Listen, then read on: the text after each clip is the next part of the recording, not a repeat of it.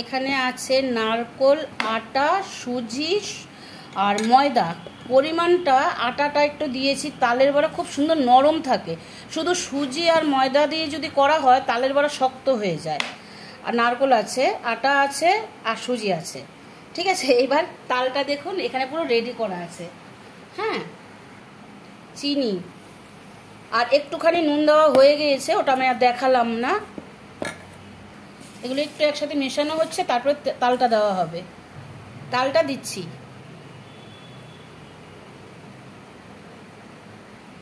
তালটা দিয়ে ভালো করে মাখানো হবে। আমার ভিডিওতে, আমার চ্যানেলে বঙ্গঘরে দেখানো হয়েছিল তালের বড়া, তো সেটা সুজি ময়দা দিয়ে করেছিলাম। যাই হোক, আর আজকে একটু আটা মিশিয়েছি।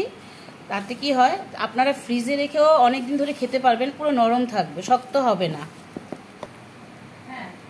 আচ্ছা, এই যে মাখানোটা তো হয়ে গিয়েছে, মাখিয়ে না 5 থেকে 10 মিনিট রেখে দেবেন। চিনিটা অনেক সময় গলতে চায় না তো।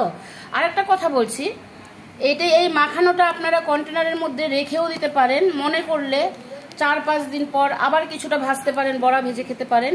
এখনই যে মানে মাখানোর সঙ্গে সঙ্গে যে বড়া ভেজে নিতে হবে এমন কোনো ব্যাপার না, রেখে রেখেও আপনারা খেতে পারবেন। এভাবে সুন্দর করে মাখিয়ে কন্টেনারে রেখে দেবেন, যখন মন হবে আপনারা বের করে আবার ভেজে খেতে পারবেন। আচ্ছা, মাখানোটা তো দেখিয়ে দিয়েছি, এবার ভাজাটা দেখাবো।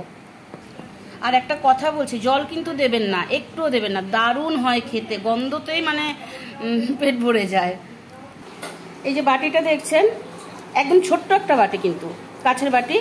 এই বাটিতে 1 বাটি সুজি দেবেন, তার থেকে একটু বেশি দেবেন না। আর আটার পরিমাণটা এই বাটিতে 2 বাটি, 2 থেকে 3 বাটি দেবেন।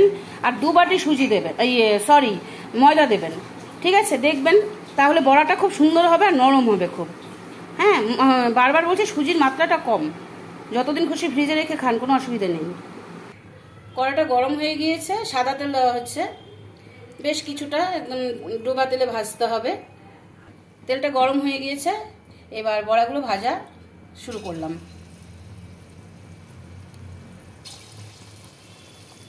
আচ্ছা, এক পাশ ভাজা হয়ে গেছে, আরেক পাশ ভাজা হবে। তা এগুলোকে আমরা উল্টিয়ে পাল্টিয়ে দিচ্ছি। আচ্ছা, তালের বড়াগুলো কিন্তু মোটামুটি ভাজা হয়ে গিয়েছে, দেখুন তুলে নিচ্ছি।